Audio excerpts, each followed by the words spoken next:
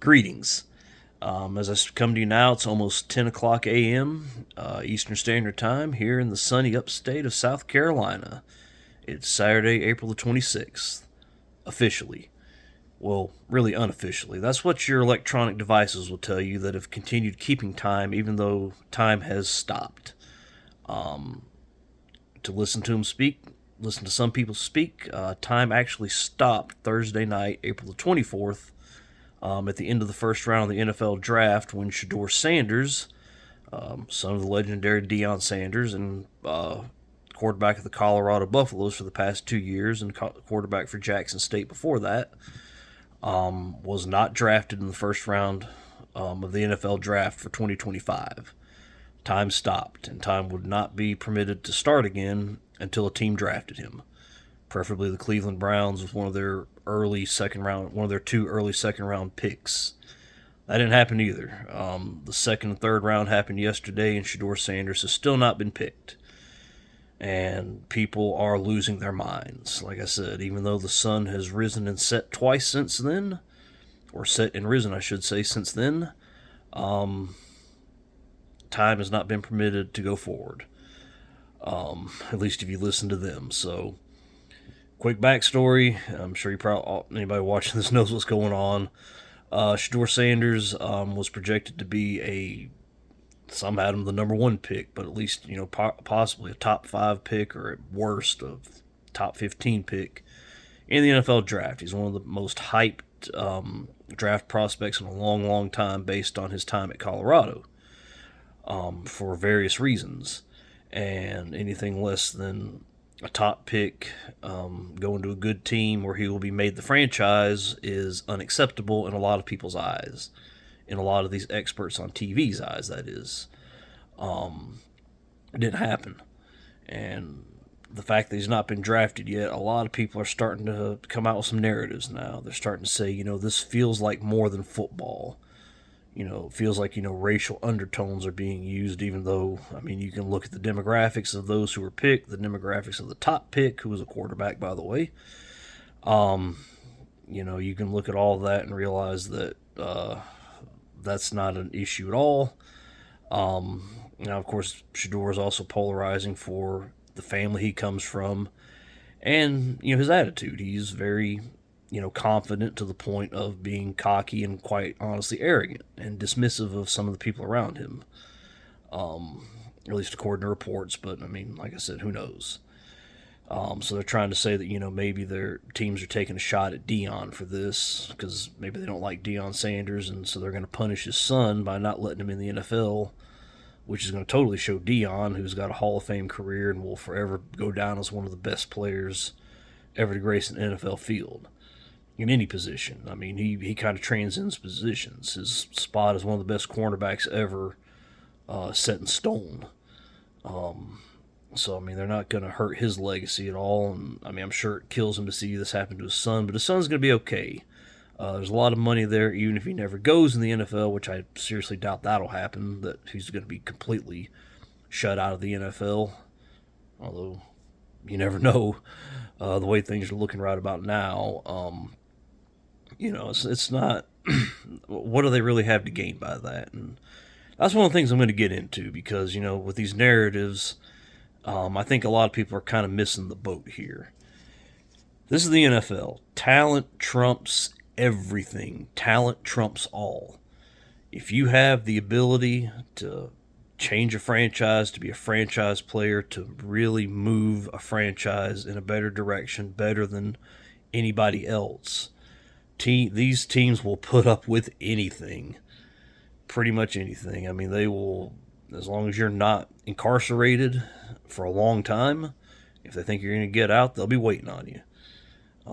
This is not a league that character really means all that much if you're an impact player. Obviously, they want to try to keep locker room dynamics, but winning cures everything. Winning equals money, and this is a capitalist society, and that's always going to trump everything. If you can contribute to a team and get them to win, change their fortunes, and get them winning for a long time, they will put up with anything. They'll certainly put up with, some, a lot of showboating, a lot of grandstanding, a lot of extracurricular and unneeded media attention.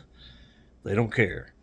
Get us those wins, get us a lot of respect as a respectable franchise, and man, if you can get us a Super Bowl, wow, consider yourself golden. So that brings me to my first point as to why has Shedeur not been drafted yet. Maybe he's not. Maybe his talent they don't think is going to go translate to the NFL, and maybe some of the good things that they've seen from his college they don't feel like is going to translate to the NFL to being an impact player. Colorado's last year, he had put up some amazing numbers as far as touchdown passes to interception ratio, completion percentage, passing yards. He did a lot of good things on paper. And like I said, I'm not here to say he didn't do a good job. He did a great job. He really did. But at the same time, you have to consider this is Colorado we're talking about. They play in the Big 12 Conference. Just a real quick rundown of the Big 12 Conference. We're talking about a conference that has West Virginia, Cincinnati, Oklahoma State, Kansas and Kansas State, TCU, Houston, Texas Tech, Utah, BYU, Arizona, and Arizona State. We're not exactly talking about a murderer's row here. In his 2 years at Colorado, he never played an SEC team. He never played a big name Big Ten team. I don't know if he ever played a Big Ten team. Maybe he did. And with all the conference realignment, I didn't know they were part of the Big Ten. But he played 25 total games, counting his bowl game against BYU, which they lost. He went 13-12 and 1-7 against ranked opponents, and the one win was his first game against a ranked opponent, which was TCU back in 2023, coming off their miracle run to the national championship game against Georgia, where they promptly got waxed off the field. So, and like most Cinderella stories that strike midnight, the next year is rough, and TCU should have never really been ranked at all. Looking back on it, I guess you can kind of understand, first week of the year, defending national championship finalist. Okay, but at the end of the day, you kind of have to take that one with a grain of salt. And the next 7 times he faced a top 25 team, they lost. So you have to look at that, and you have to ask what he did good and what he did bad, and how's that going to translate to the NFL? The passing accuracy is a good thing, but you also have to remember he had Travis Hunter, who is an elite athlete and somebody who's going to make a big difference in the NFL. I know people will say the teams weren't that good, but he had Travis Hunter. He was not going up against elite defenses even by the Big 12 standard. But you look at the college landscape, those are not good secondaries he was going against, so Travis Hunter could get past them pretty easily with his talent. In the NFL, you're not going to have that. Obviously every wide receiver there is going to be comparable to Travis Hunter in talent and ability, but are they going to be able to? They're not going to be able to have that mismatch that he had, which made things a lot easier on him.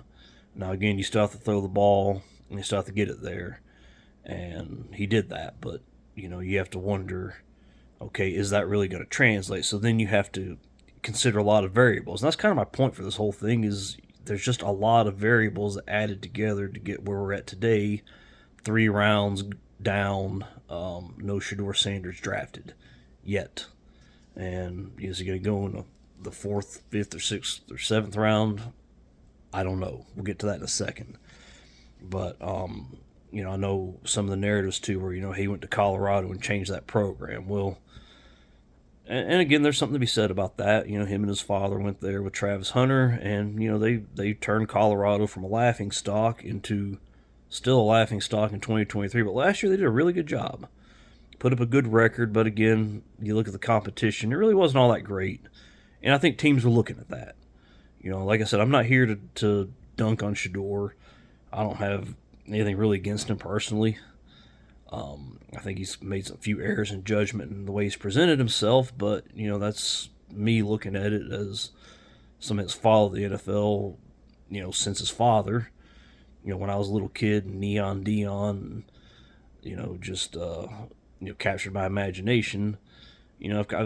I feel like I've been able to see some patterns over these years, and even though I'm not a professional by any means, nobody will ever mistake me for Mel Kiper, even though something about him seems really off about this.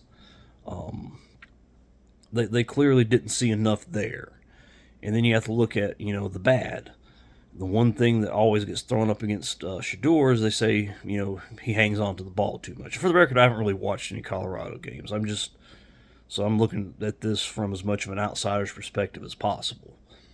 They say he holds on to it too long. Took the most sacks in the nation, but they also say he was behind a bad offensive line, which I have no reason not to believe.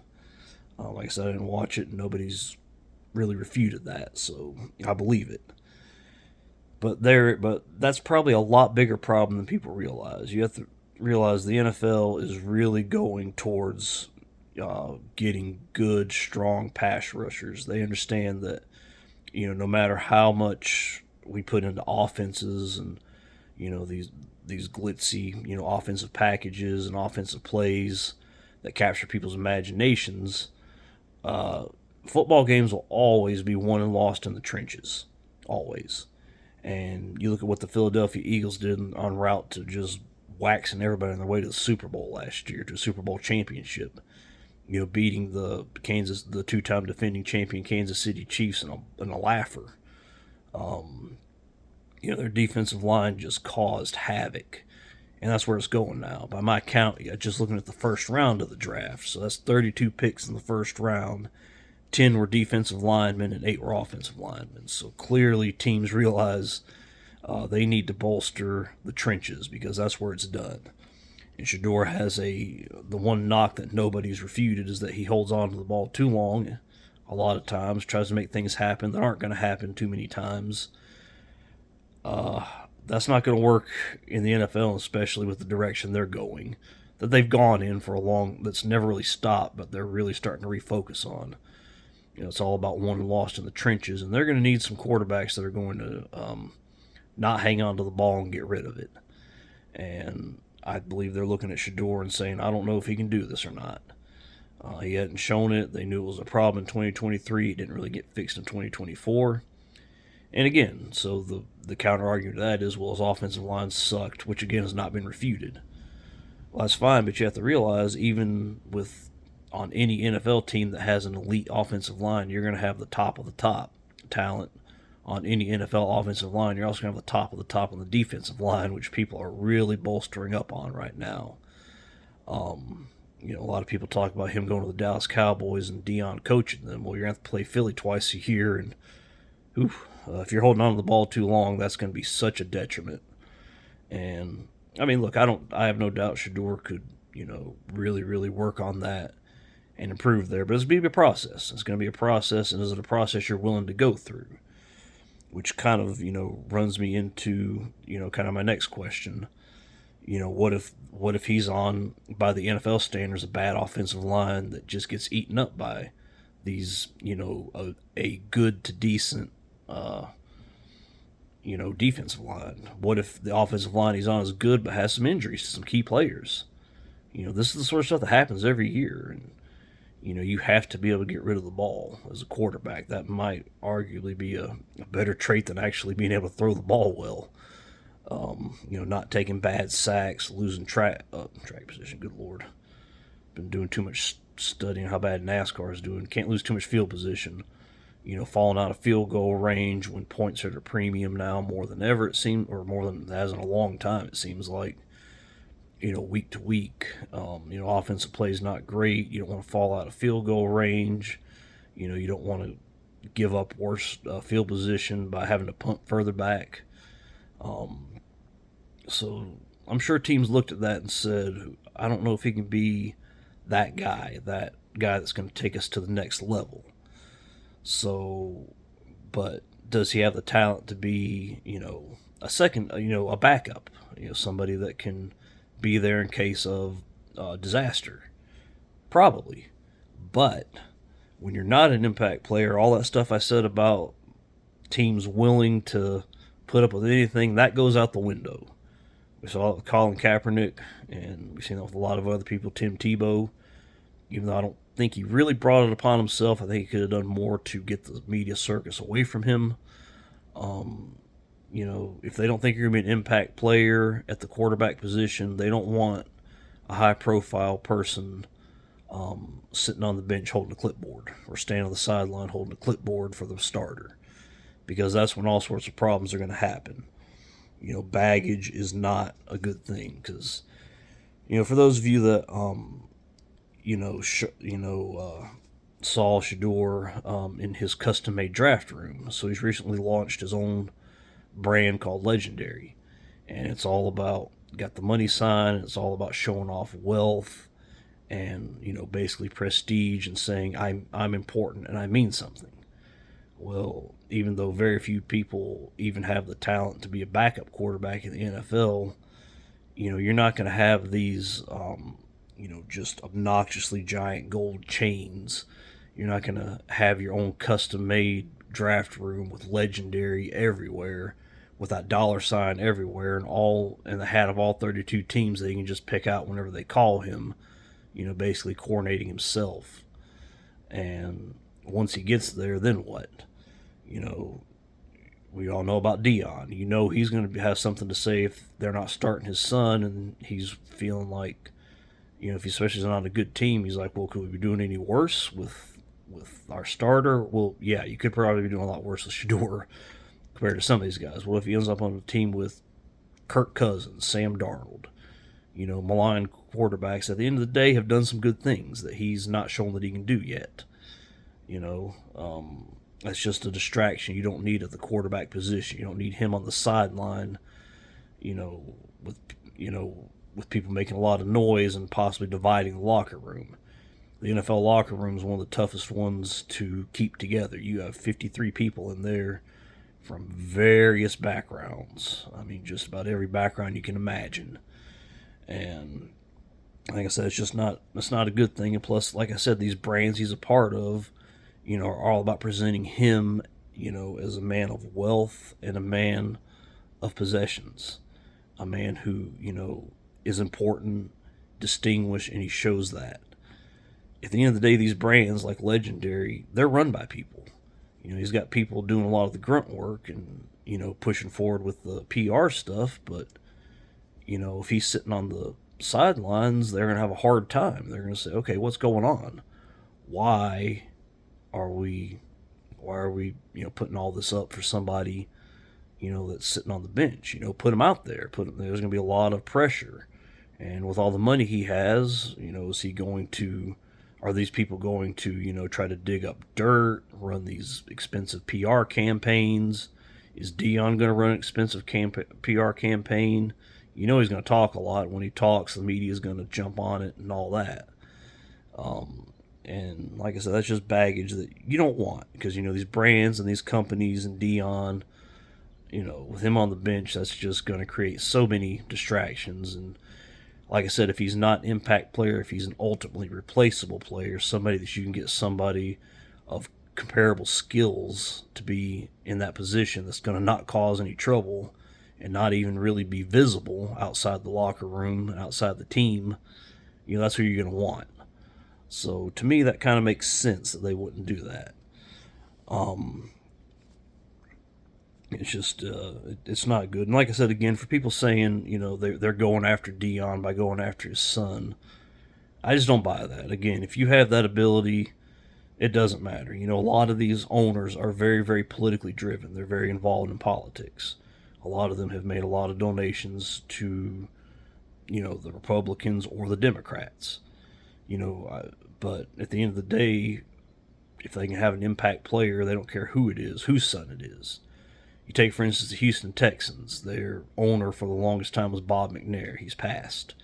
Back in 2016, he donated quite a bit of money, millions of dollars, to the Donald Trump president campaign. And I'm not here to talk politics, but I'm just saying he's clearly in bed with them, which is his right. I mean, I don't recommend getting in bed with any politician to anyone personally, but, as much in bed as he is with Donald Trump and the Republicans, if Hunter Biden or one of Joe Biden's kids who were very much all about promoting their father. If they were able to be an impact player and really, really increase your chances of winning, like C.J. Stroud does for them, they're going to draft him. They're going to draft him. That's all there is to it. You look at the Pittsburgh Steelers; they donate a lot of money to the Democrats, which again is their right. I'm not knocking them for that, but if Barron Trump, for example, were a great football player who could change their fortunes, they'd draft him. I guarantee you they would. Because at the end of the day, that's what it's about, winning. The Pittsburgh Steelers brand is built on winning. All those Super Bowls in the 70s with their steel curtain defense and Terry Bradshaw and Franco Harris and Lynn Swann. And, then later with, Ben Roethlisberger and Troy Polamalu and James Harrison and those guys. Hines Ward, that's their brand. So they'll draft anybody. So no matter what their feelings towards Dion are, I mean, you can't tell me that all 32 teams got together and said, we're not going to take this guy. I guarantee you, if anything, if they were to get together and try to collude, one of the teams would say, oh, yeah, I'm not gonna, then go out there and draft him. Possibly lower just because they know nobody else is going to draft him. But, so I don't buy that at all. This whole it's more about football. It's more than about football. I don't like it. I don't think that's like the case at all.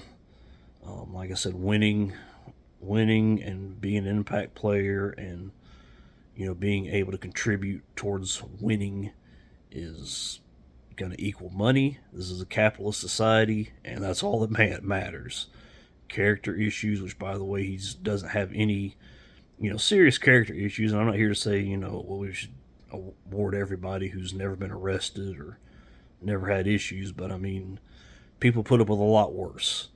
And to sit there and say that, that's the reason they're not taking him. If he had the ability to be that impact player, they would take him.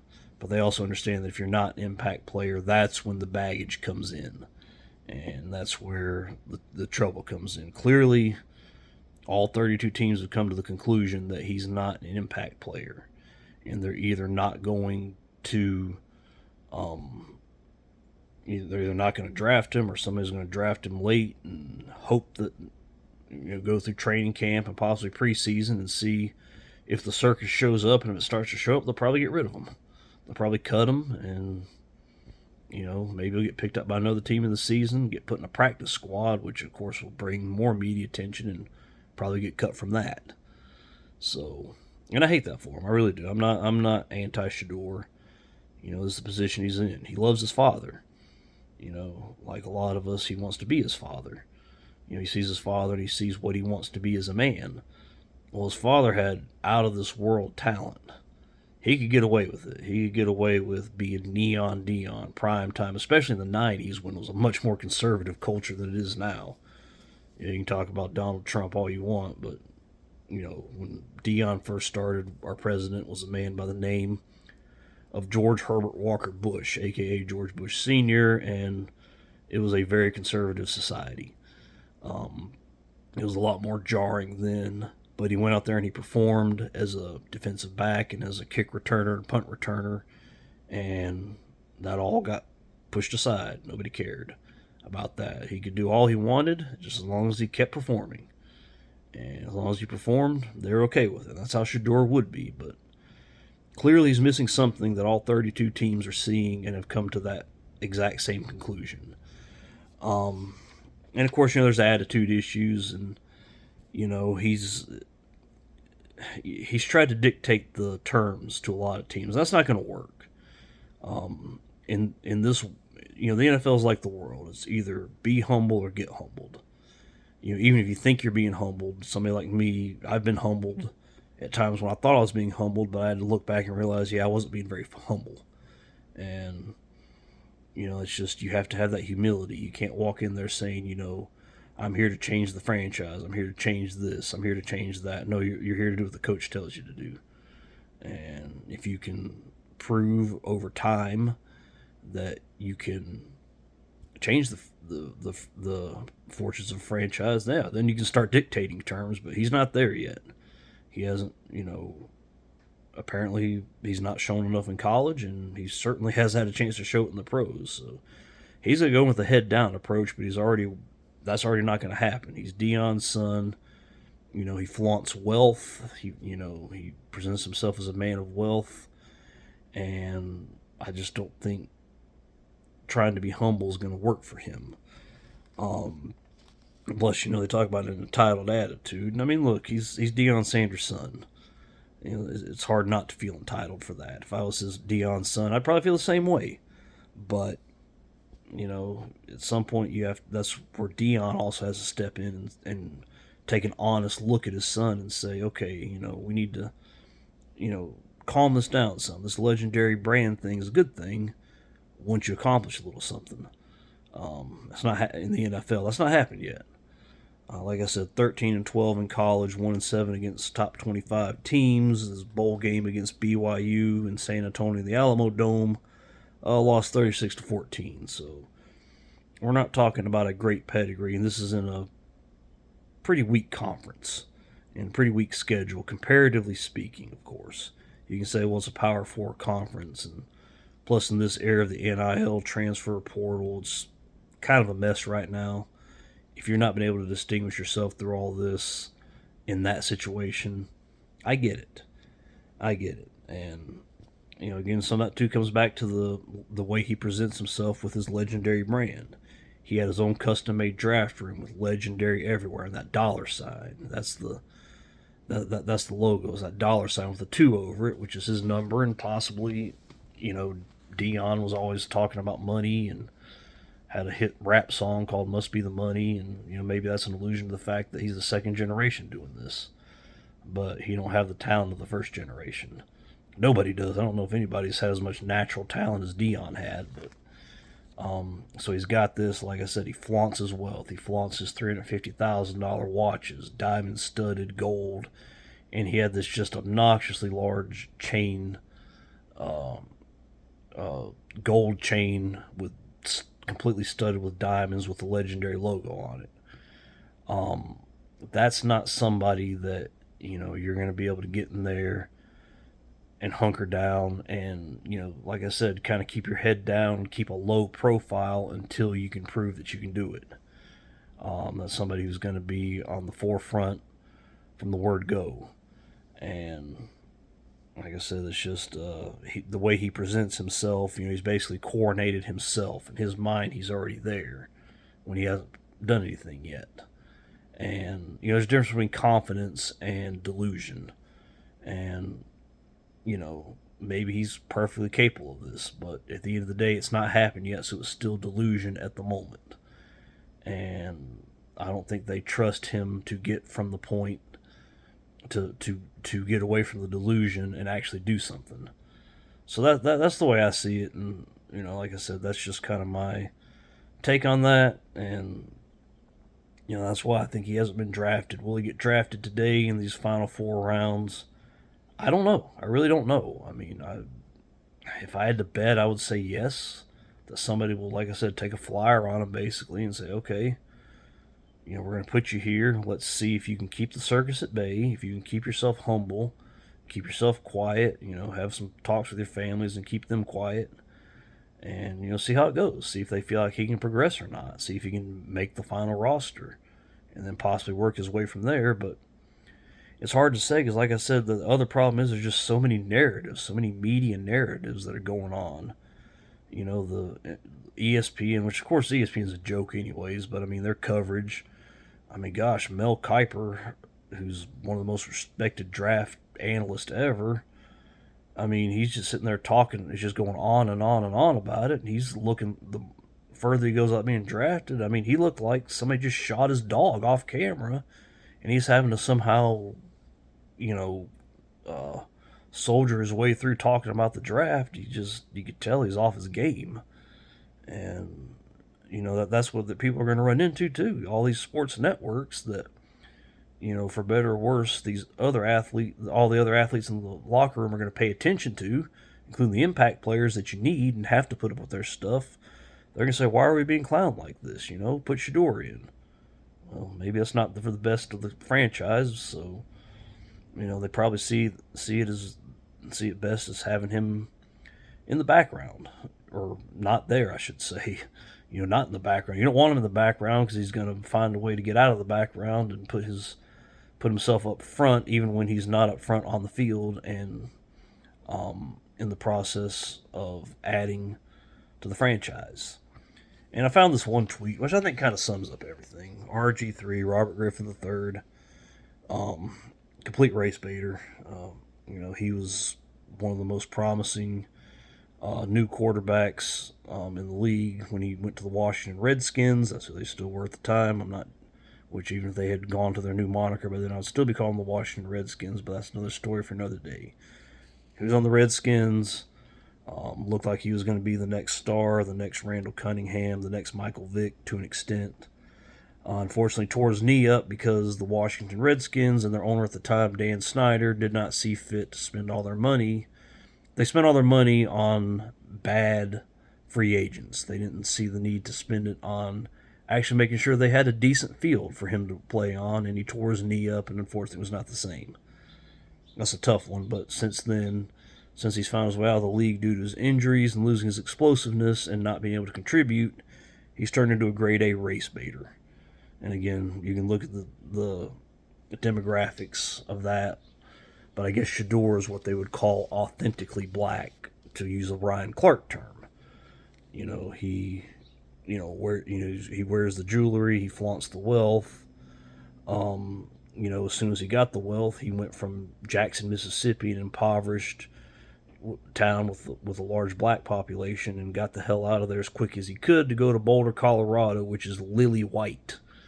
So, he's actually, I'd say, authentically black.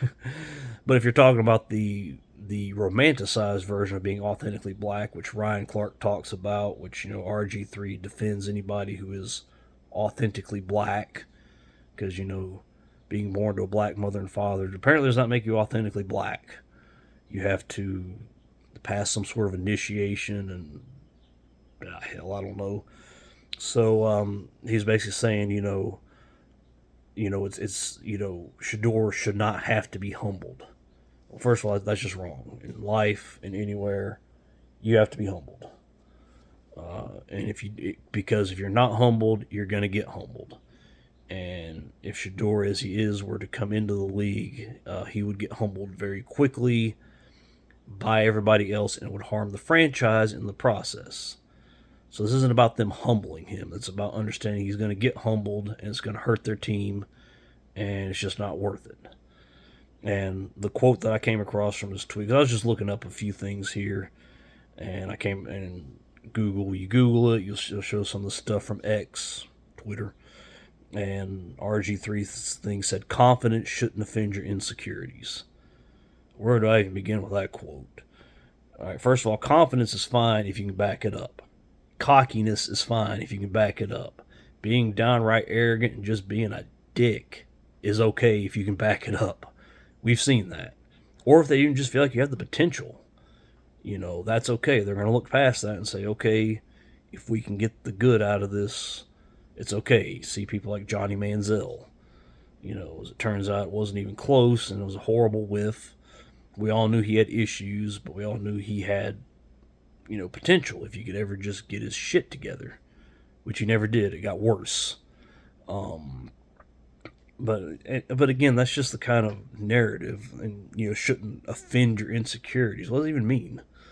I don't feel offended. None of us feel offended by him. None of us feel offended. We're glad that I feel happy that he's a man in his young 20s, expensive cars, expensive jewelry, has this wealth, and can live a good life. Even if he's not in the NFL, he's going to live a great life. As long as he doesn't mess it up, of course. But he has a lot of opportunities that people like me didn't have, and I don't feel jealous about that. I'm happy for him. I want to see people, have opportunities, because I had a lot more opportunities than my parents had. I might not have, Deion Sanders' son levels of opportunities, but, my parents worked very hard to make sure I had opportunities they didn't have. And, I want to see everybody, have these opportunities. So, I mean, he's not offending anything. My personal, we all have insecurities. My insecurities are not offended by anything he does. False narratives offend my insecurities because I'm feeling insecure about the fact that we're heading towards a world where the truth and reason just doesn't matter. All that matters is, oh, there's clearly something going on, and that's that, without looking at what's actually going on.